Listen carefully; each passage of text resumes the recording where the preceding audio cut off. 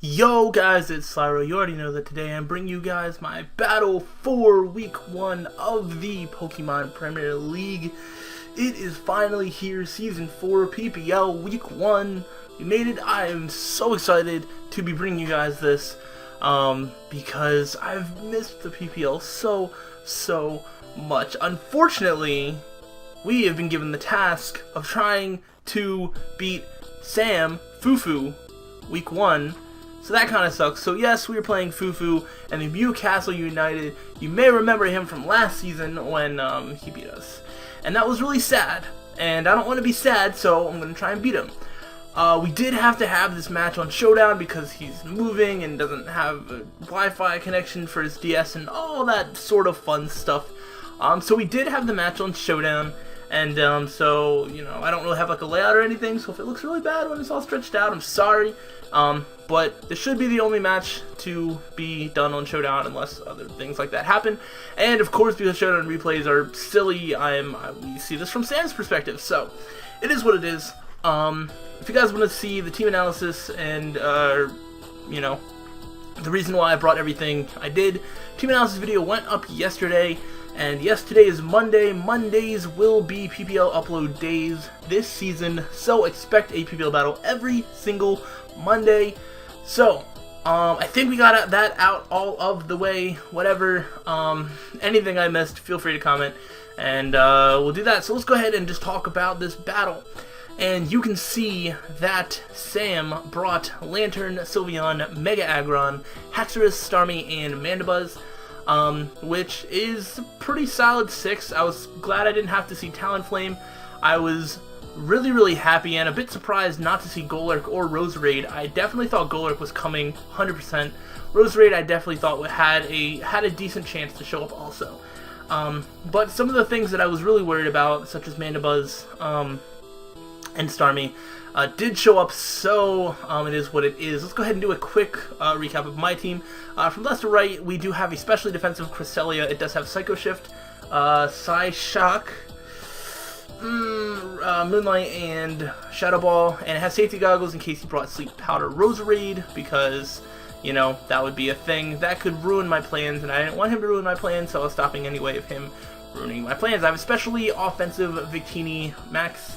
Well, not max speed, enough speed to outspeed Haxorus, Timid, and Blue Flare, Thunder, Energy Ball, U-Turn. I have a physically defensive Rest Hawk, Mega Steelix with Earthquake and Heavy Slam as the 2 attacks. We have a Specs Togekiss with Fire Blast, Dazzling Gleam, Ancient Power, and something else that I don't remember right now. We have a mixed offensive T-Tar. I say mixed. Fire Blast is the only special attack, but there's a hefty amount of special attack investment. Some speed, speed to outspeed Lantern, I believe. Stone Edge, and Crunch, and Stealth Rocks. And then we have a Scarfed Rotom, Double Status, Volt Switch, and Shadow Ball. So, that is the team that we brought. And I have pausing capabilities to explain myself when needed, so let's go ahead and talk about this match. And let's get into it. I figured that he was going to lead off with the Mega Aggron. Don't have to worry about Golurk. So the planned lead was Victini, and so that's what I lead off with. And I go straight for the Blue Flare. He ain't trying to take that, so he's going to go into his Lantern. And yeah, we get off a nice hit. Thinking that he's max HP at this point, but don't know. Maybe physically defensive. Energy Ball, he needs to be down to about 60% before we can kill him. So I go into my specially defensive wall Cresselia. And try and wear down, you know, the Lantern a little bit more, or just try and do some damage to anything that switches in. So, I go for the Shadow Ball. We do a nice 21% to the Mega Aggron, and I'm just like, well, here comes the Stealth Rocks. So he does set up his Stealth Rocks. Predicted that.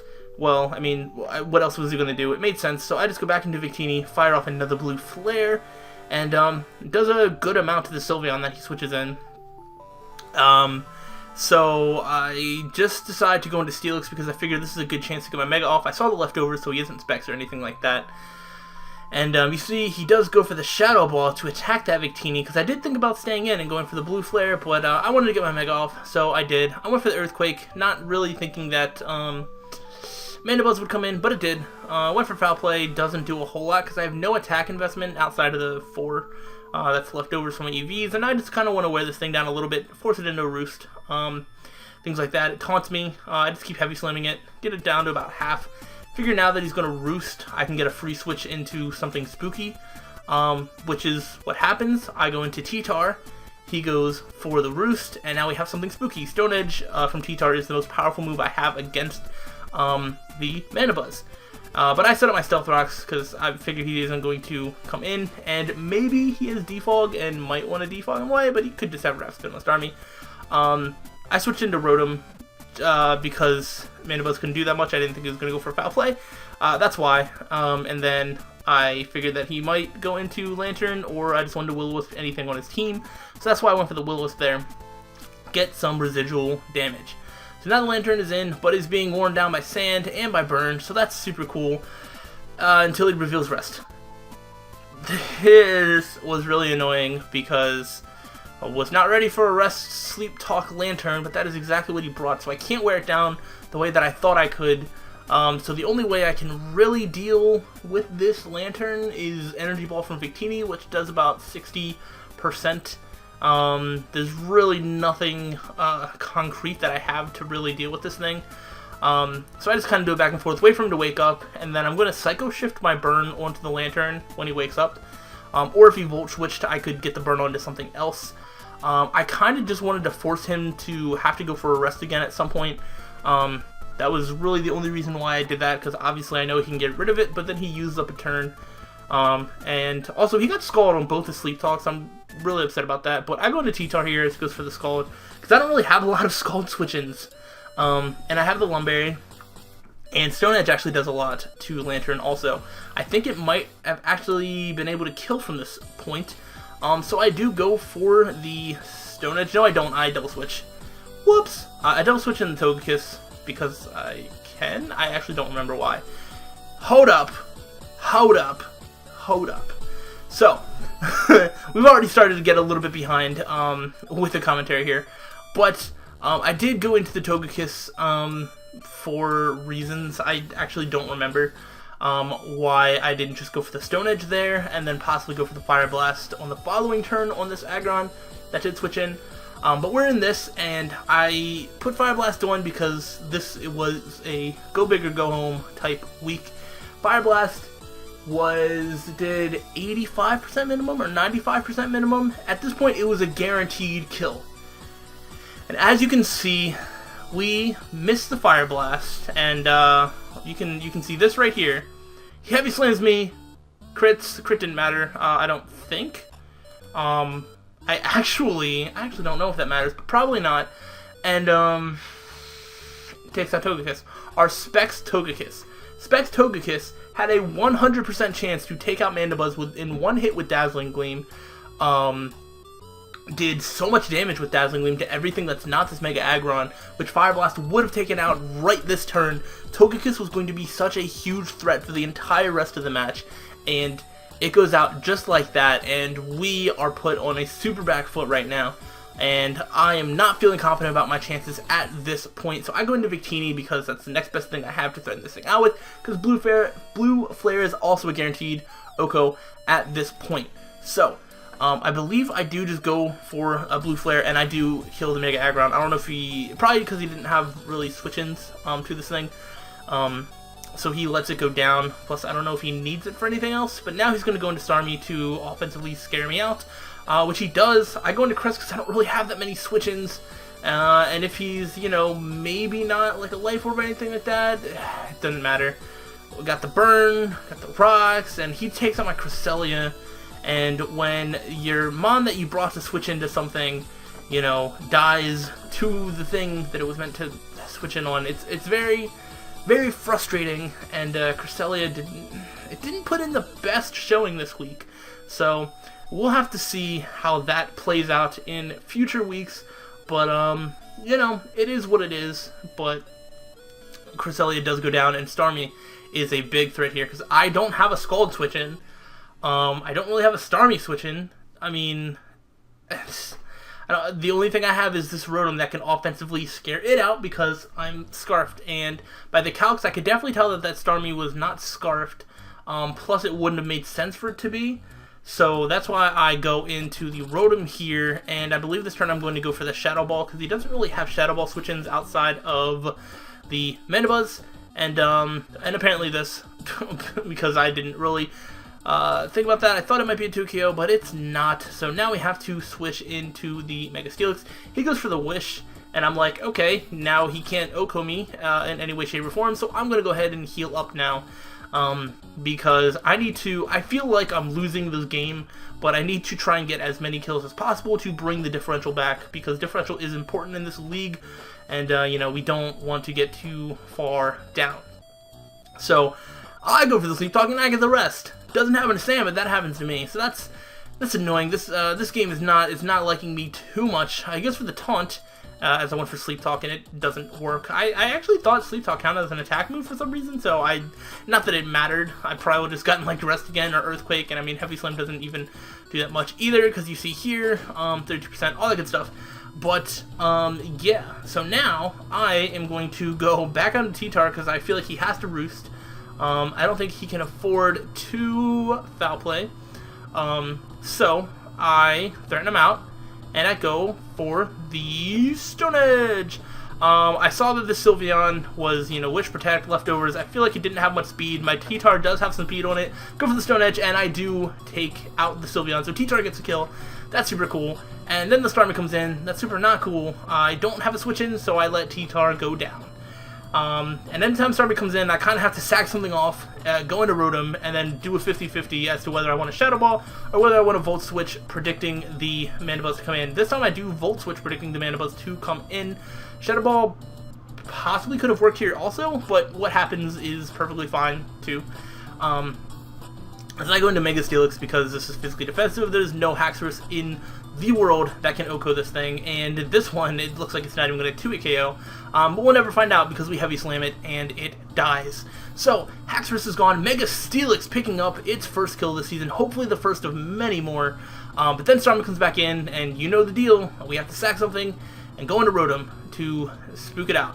Now, before the next turn happens, so, we are getting right towards the end of the game. There is a slight chance that I could still possibly pull this back, because if I can just take out the Starmie, if you overpredict something, or if I can keep Rotom alive and get the Lantern dead or something, I can take it out, because Shadow Ball is a guaranteed OHKO on this Starmie, and Victini takes out the other two. Thunder does over half to Mandibuzz, Lantern, you know, takes like 60% from Energy Ball, and with the rocks and everything, the kid would die. So Victini can deal with everything that's not Starmie, and this can deal with Starmie, so I was thinking, like, what would Sam do? And I thought maybe he would just sack off Lantern. I don't know what I was thinking. Like, I don't know. I didn't think that he could risk me going for a Volt Switch. Like, if the Mandibuzz comes in, and I Volt Switch, go into Victini, like, I can basically kill something, and I don't know entirely what I was thinking, because now that I think about it, the play that Sam made is probably the best, but I go for the Shadow Ball as he brings in the Mandibuzz, and that is really, really unfortunate. There isn't much that I can do here. I lost that 50-50, should have Volt Switched, but I kind of just accept my fate here and let Rotom die. This means that I do lose the game. However, we have a chance here to get one final kill. Victini has Thunder. It is a chance to OHKO this Mandibuzz. The roll is like 50% to 60 point something percent, so Mandibuzz is like right in the middle.